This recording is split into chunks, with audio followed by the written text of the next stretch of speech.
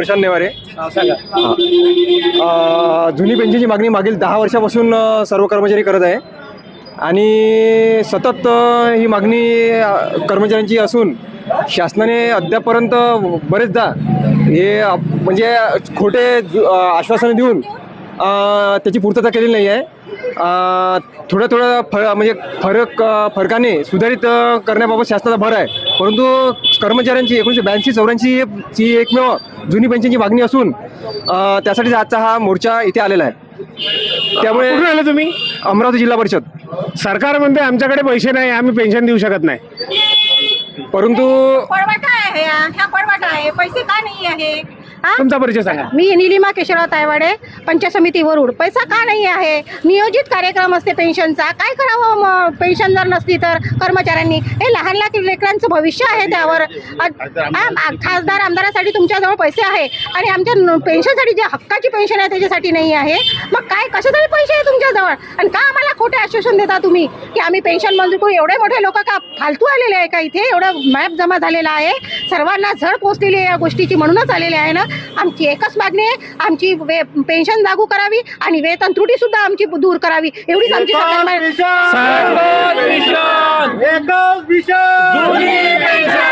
मोदी सरकार निवडून आल्यानंतर मोदी सरकारला हाच प्रश्न बाकीच्या लोकांनी विचारला होता.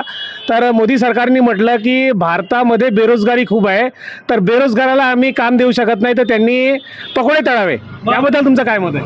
नाही नाही, हे चुकीचं आहे. कसे तळणार आहे पकोडे? एवढे एज्युकेटेड लोक जर पकोडे तळतील तर काय करणार आहे? हे चुकीचं वाक्य आहे त्यांचं बोललेलं. त्यांना काम देण्यासाठी आमच्याकडे पैसे नाही, तर तुम्हाला कुठे जुनी पेन्शन द्यावी असं त्यांचं म्हणणं आहे. तसं नाही, हे तर पळवाटा आहे. पैसे का नाही आहे? तुम्ही आमदार खासदारांची पेन्शन बंद करा ना. जर आमची करत असेल तर त्यांची पण पेन्शन बंद करा. तुम्ही का नाही करत? तुम्ही त्यांची पेन्शन आमच्यावर कर्मचाऱ्यावरच आहे का त्याची भर? फक्त तुमच्या झळ पोचून राहिली तुमच्या तिजोरीला, बाकी आमदार खासदाराची नाही झळ पोचत का तुमच्या तिजोरीला? तुमचा परिचय सांगा. सर, मी सुनील तुमराम, चिमूर पंचायत समितीमधून आलेला आहे. आणि सरकार काय करतंय का, आता दुष्काळ पडलेला होता तर सरकार आमच्या पगारात, आम्ही पगाराचे पैसे देतो, 1 महिन्याचा आम्ही 1 दिवसाचा आम्ही पगार दिलेला आहे. तर त्याच्यातून आपण दुष्काळासाठी पैसे दिलेले होते, पण अजूनपर्यंत काही, जसं आमचा तालुका आहे, आमच्या तालुक्यात पण दुष्काळाचे पैसे अजून पण जमा नाही झालेले आहे शेतकऱ्यांच्या खात्यावर. आणि एवढे पैसे जर जमा होत असतील पगाराचे तर मग ते सगळ्यांना दिवाळीपर्यंत भेटायला पाहिजेत. आणि आमचा महत्त्वाचा मुद्दा जो आहे तो पेन्शनचा. पेन्शन तर आम्ही घेणारच येत्या वर्षामध्ये, येत्या 10 वर्षात किंवा 5 वर्षामध्ये, येत्या पंचवार्षिकमध्ये आम्ही पेन्शन घेणारच. एकच मिशन. मॅडम, तुमचा परिचय सांगा. बोला. परिचय सांगा. परिचय चला. असं सर, तुम्ही बोलणार.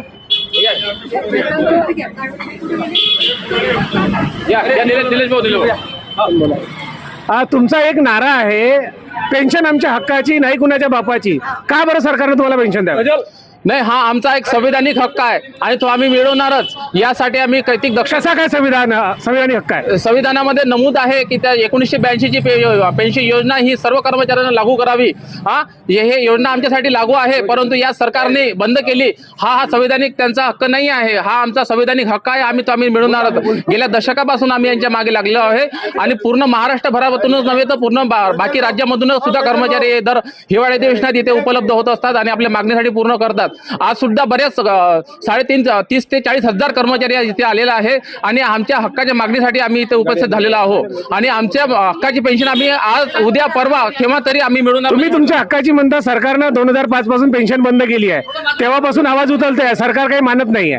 नाही, सरकारने आमच्या काही मागण्या पूर्ण केलेल्या आहेत. जसं उपदान झालं, जसं फॅमिली पेन्शन झालं, ह्या 4-5 मागण्या आम्ही पूर्ण केलेल्या आहे, सरकारने पूर्ण केलेल्या आहे आणि आम्हाला ते आज मिळत आहे. परंतु कर्मचारी जेव्हा सेवानिवृत्ती होतो त्याच्यासाठी जीवनाचं साधन कोणत्याही प्रकारचं उपलब्ध राहत नाही. म्हणून हे आमचं सेवानिवृत्त झाल्यानंतर आम्हाला जे हक्काची पेन्शन असते ते आम्हाला मिळालीच पाहिजे. संविधानामध्ये जेव्हा संविधान बनलं तेव्हा बाबासाहेब आंबेडकरांनी जो नोकरी करणारा माणूस आहे तो म्हातारा झाल्यानंतर त्याला मुलं बाळं जेवण देणार नाही, त्याच्याकरता पेन्शनची गोष्ट लिहून ठेवलेली आहे, पण त्याच्यानंतरही सरकारनं कायदा बनवून ती पेन्शन बंद केली. याबद्दल तुमचं काय मत आहे? नाही, सरकारने कायदा बनवला हा अत्यंत चुकीचा कायदा हा सर्वांसाठी समान असतो. भारत देशामध्ये प्रत्येक नागरिकासाठी हा कायदा समान असतो. आज रोजी खासदार आमदारांना पेन्शन दिली जाते, हा कोणता कायदा आहे? आणि कर्मचाऱ्यांना त्याच्यापासून विलत ठेवलेला हा कोणता कायदा आहे? हा कायदा आम्हाला मान्य नाही. कायदा बदलवण्यासाठी आम्ही सरकारला एक दिवस भाग पाडू म्हणजे पाडू. एकच मिशन. धन्यवाद.